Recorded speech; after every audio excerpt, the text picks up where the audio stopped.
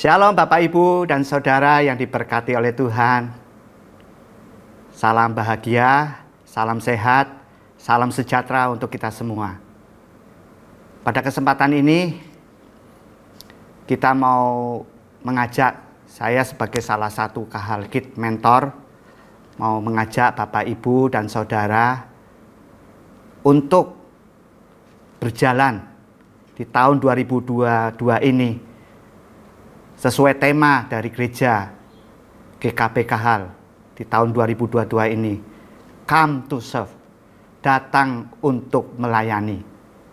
Yuk kita baca Matius 20 ayat yang ke-28. Demikian bunyi firman Tuhan. Sama seperti Anak Manusia datang bukan untuk dilayani, melainkan untuk melayani dan untuk memberikan nyawanya menjadi tebusan bagi banyak orang. Haleluya. Biarlah kita mau praktekkan, kalau Bapak Ibu mempunyai putra-putri, yuk tema GKP Kahal ini kita praktekkan kepada anak-anak kita.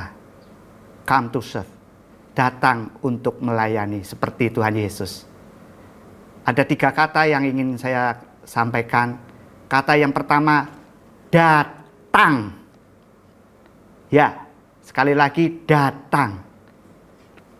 Kalau tadi kita baca di Matius 20 ayat 28, dikatakan Anak Manusia datang. Datang itu artinya action. Kita tahu Tuhan Yesus datang ke dunia bukan sekedar wacana untuk menyelamatkan manusia.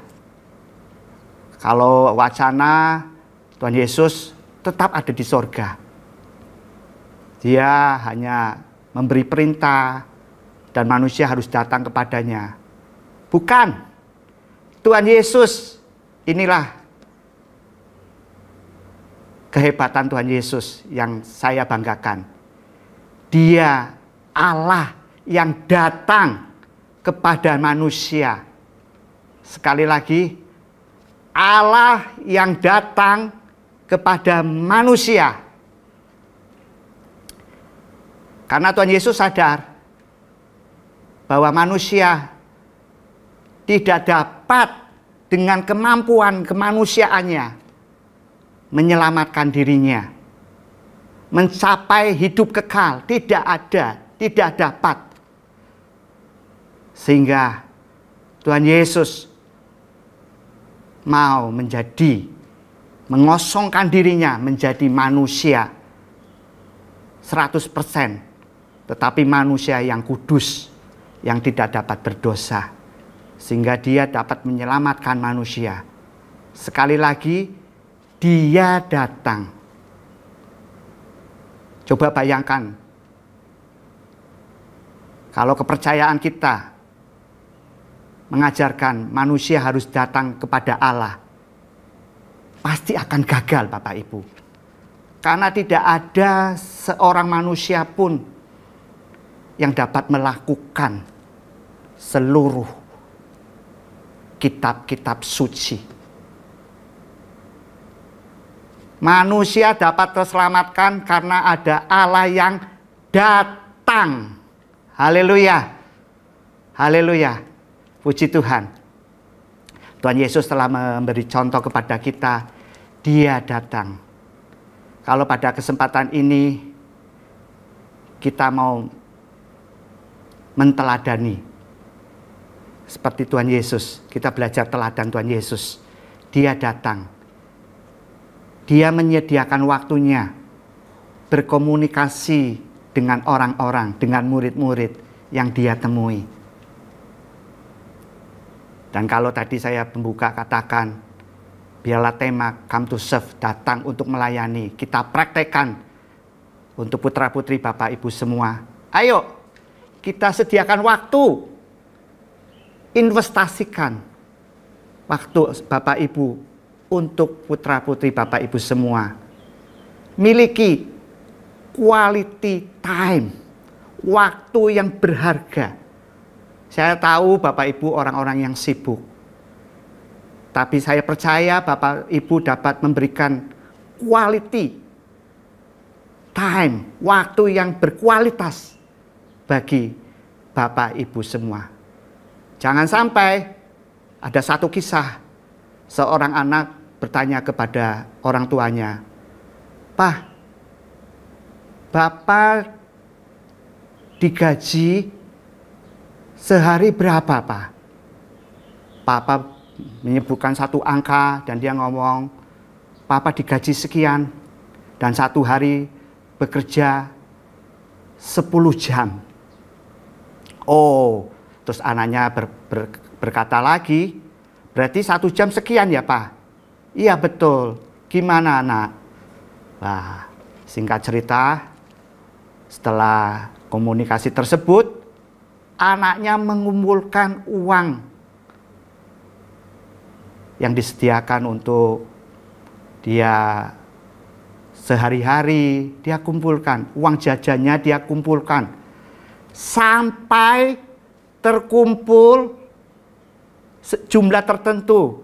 Dan dia sampaikan kepada bapaknya, "Pak, aku mau beli 1 jam waktu Bapak. Ini saya punya uang senilai 1 jam waktu Bapak digaji." Karena begitu keinginannya anaknya bermain dengan bapaknya, berkomunikasi dengan bapaknya. Satu kisah yang kiranya menemplak kita sebagai orang tua. Kalau kita tidak menyediakan waktu, betapa anak-anak kita ingin sekali bermain bersama kita, berkomunikasi dengan kita. Yuk, kita datang, kita hadir, kita ada untuk putra-putri Bapak Ibu semua. Biarlah seberapapun, sesibuk apapun, kita memiliki waktu yang berkualitas bagi putra-putri Bapak Ibu semua. Haleluya. Ini poin yang pertama, kita mesti datang. Kata yang kedua yang dahsyat juga, yaitu melayani.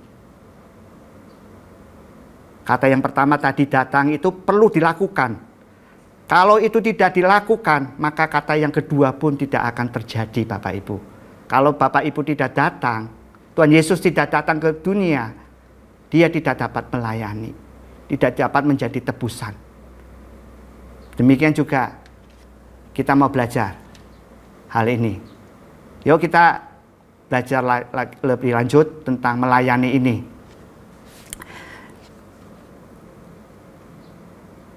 Tuhan Yesus telah memberi teladan di Matius 20 ayat 28. Dikatakan bahwa Dia datang untuk melayani, bukan untuk dilayani.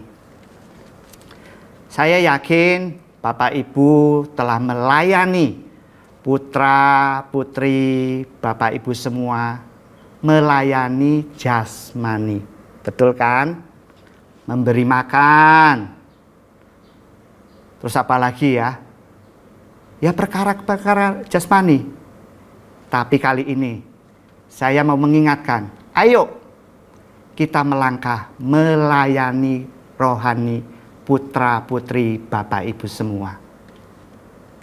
Melayani perkara-perkara rohani untuk putra-putri Bapak Ibu semua.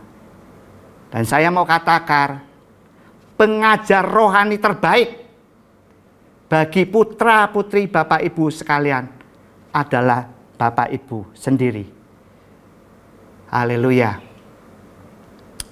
Yuk kita baca amanat agung Tuhan Yesus yang terambil di Matius 28 ayat 19 sampai 20. Demikian bunyi firman Tuhan. Karena itu pergilah, jadikanlah semua bangsa muridku, dan baptiskanlah mereka dalam nama Bapa dan Anak dan Roh Kudus. Ayat 20, dan ajarkanlah mereka melakukan segala sesuatu yang telah kuperintahkan kepadamu. Dan ketahuilah, aku menyertai kamu senantiasa sampai akhir zaman. Memang amanat agung ini diperintahkan gereja, untuk gereja oleh Tuhan untuk memberitakan Injil ke segala makhluk. Namun kali ini saya ingin berbicara sebagai orang tua. Ayo kita praktekkan dalam lingkup yang kecil. Beritakan Injil kepada putra, putri, bapak, ibu semua. Apa yang Tuhan maui? Tuhan katakan supaya anak-anak kita itu menjadi murid Tuhan. Ajarlah mereka, ajarlah putra-putri, bapak, ibu semua melakukan segala sesuatu yang kuperintahkan kepadamu. Di ayat 19, jadikanlah semua bangsa, lingkup yang kecil lagi, putra-putri, bapak, ibu semua menjadi murid-murid Tuhan Yesus. Haleluya. Kalau kita bisa melayani di luar keluarga kita, itu dahsyat. Tapi jangan sampai kita melupakan melayani rohani putra-putri, bapak, ibu semua. Jangan sampai putra-putri, bapak, ibu semua tidak menjadi murid-murid Tuhan Yesus. Yang kedua Tuhan katakan tadi di ayat 20 ya. Melakukan segala sesuatu yang kuperintahkan kepadamu. Jadi benar-benar ajarkan menjadi murid dan benar-benar hidup putra-putri kita semua hidup baru di dalam Kristus. Dan yang ketiga, anak-anak kita itu hidup dalam ketaatan, melakukan segala yang Tuhan perintahkan kepada kita. Haleluya. Biarlah poin 2 ini kita mau praktekkan, bukan sekedar dengar, tapi kita mau melayani kerohanian putra-putri yang sudah Tuhan percayakan kepada kita. Yang ketiga, kata yang dahsyat juga. Tuhan katakan kata bukan. Sekali lagi kita baca tadi di Matius 20 ayat yang ke-28. Sama seperti Anak Manusia datang bukan. Artinya apa? Tuhan Yesus sedang membalikkan nilai-nilai dunia yang bertentangan dengan nilai-nilai kerajaan Allah. Perhatikan baik kata bukan. Kalau dunia mengajarkan kita untuk dilayani, Tuhan mengajarkan untuk melayani. Haleluya. Yuk kita belajar lagi di Matius 20 ayat yang ke-25 sampai 27. Tetapi Yesus memanggil mereka lalu berkata, kamu tahu bahwa pemerintah-pemerintah bangsa-bangsa memerintah rakyatnya dengan tangan besi, dan pembesar-pembesar menjalankan kuasanya dengan keras atas mereka. Tidaklah demikian di antara kamu. Barang siapa ingin menjadi besar di antara kamu, hendaklah ia menjadi pelayanmu. Ayat 27. Dan barang siapa ingin menjadi terkemuka di antara kamu, hendaklah ia menjadi hambamu. Inilah nilai-nilai kerajaan. Bagaimana dunia ini memutarbalikkan untuk menjadi termuka. Yang ditonjolkan dirinya harus menjadi yang terkemuka. Dan menghalalkan segala cara. Menindas orang-orang sekitarnya supaya dia menjadi yang termuka.